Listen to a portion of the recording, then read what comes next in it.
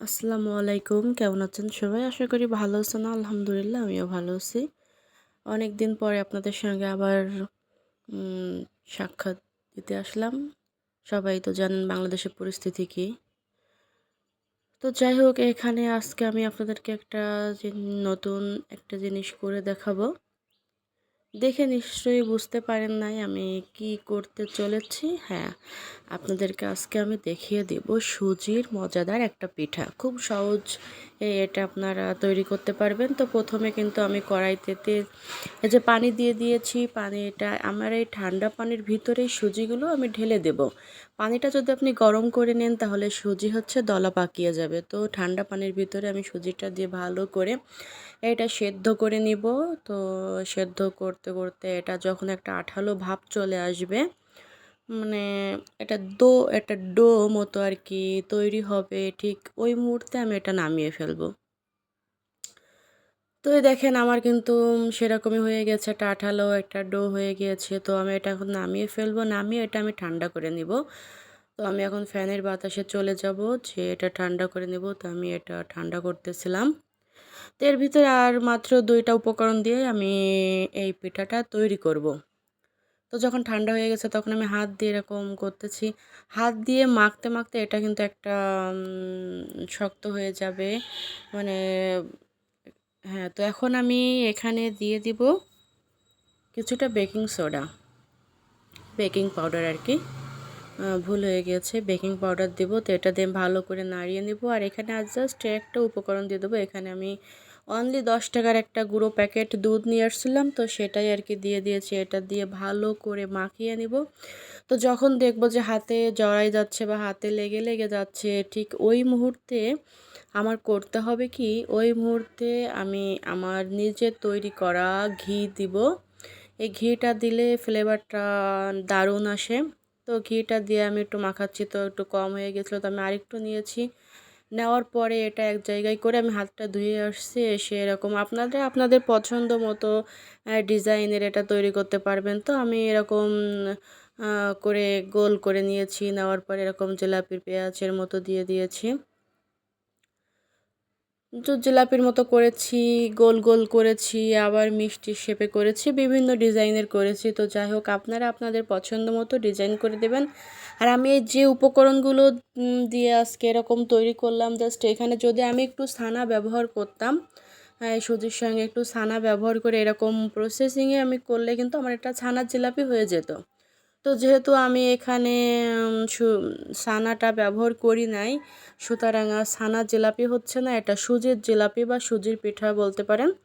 তো কিন্তু আমি এখন সব এক এক করে সব ভাজি করে নিব। এই যে, তো আমি এখন এক এক করে এগুলো সব ভাজি করে নেব। ভাজি করার পরে এটা কিন্তু আমি উঠিয়ে রাখবো। ভাজি করার পরে এটা উঠিয়ে আমি ঠান্ডা করে নিব। তো আপনারা সবাই বাসায় একবার চেষ্টা করবেন। এটা কিন্তু খুব সহজে তৈরি করা যায় এবং খেতে অসাধারণ লাগে। আপনারা এটা এরকম শুধু খেতে পারেন, মানে এরকম শুকনোটাও খেতে পারেন। এটা খেতেও কিন্তু দারুণ লাগে। তো আপনারা যারা আমার ভিডিও দেখেন তাদেরকে অসংখ্য ধন্যবাদ, এবং যারা দেখতে পান না তাদেরকে শেয়ারের মাধ্যমে আপনারা যারা দেখেন তারা দেখার সুযোগ করে দেবেন। এই যে দেখেন আমার কিন্তু প্রায় সব ভাজি হয়ে আসছে। তো আপনারা আমার ভিডিওগুলো বেশি বেশি করে দেখবেন। আশা করি আজকের ভিডিও আপনাদের ভালো লাগবে। আমিও আপনাদের ভিডিও দেখব, আপনাদের পাশে থাকবো। আপনারাও আমার বন্ধু হয়ে পাশে থাকবেন, আমরাও থাকবো। তো এখন আমি চলে আসছি, এখানে আমি 2টা লবঙ্গ, এলাচ, দারচিনি এবং তেজপাতা দিয়ে আমি এখানে পানি দিব আর চিনি দেব, দিয়ে চিনি শিরা তৈরি করব। চিনি শিরাটা তৈরি করার পরে এটা কিন্তু যতটুক পানি দিবেন তার মানে যতটুক চিনি দিবেন তার ডাবল পানি দিবেন। তো দেওয়ার পরে এটা বেশ কিছুক্ষণ ধরে আমি জাল করে নিব। এটা আমি এদিকে ঠান্ডা করতে দিয়েছি। এখানে ঠান্ডা করতে দিয়ে এদিকে দেখি হয়ে গিয়েছে অলমোস্ট চিনির শিরা আমার রেডি। তো এইগুলো দেওয়াতে কি হয়, মানে ভালো একটা ঘ্রাণ বের হয়।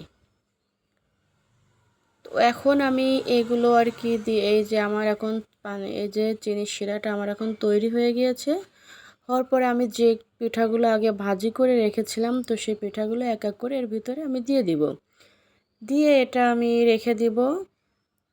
রাখার পরে আমি মানে এটা দিয়ে কিন্তু রেখে দিতে হবে। আস্তে আস্তে রসটা ভিতরে যাবে এবং খেতে খুব মজা লাগবে। আর এটা হচ্ছে আপনার যত বেশি ঠান্ডা করে খেতে পারবেন ততই বেশি মজা লাগবে। তো আমি কিন্তু চুলাটা অফ করে দিয়েছি। চুলাটা অফ করে আমি এক এক করে সব পিঠাগুলো এর ভিতরে দিয়ে দিব। দেওয়ার পরে আমি কিছুক্ষণ অপেক্ষা করে এটা আপনাদেরকে দেখাবো। যদিও এটা আমি একদিন পরে যদি খাই তাহলে খুবই ভালো লাগবে, মানে পুরো রসটা ভিতরে চলে যাবে। কিন্তু আমি আপনাদেরকে দেখার জন্য এখনই আর কি দেখিয়ে দিব আপনাদের সুবিধার্থে। তো আপনারা যারা বাসায় বানাবেন অবশ্যই কমপক্ষে 3 থেকে 4 ঘন্টা ভিজিয়ে রেখে তারপরে খাবেন। তো সবাই ভালো থাকবেন, সুস্থ থাকবেন, আর আমার চ্যানেলটি সাবস্ক্রাইব করবেন, লাইক কমেন্ট শেয়ার করে আমার পাশে থাকবেন। তো আমার এটা আমি নামিয়ে ফেলেছি। এই যে আমার মেয়ে খাচ্ছে, কাটতে পারছে না। তো যাই হোক আপনাদেরকে দেখিয়ে দিচ্ছে। অনেক চেষ্টার পরে সে যে দেখাতে পেরেছে।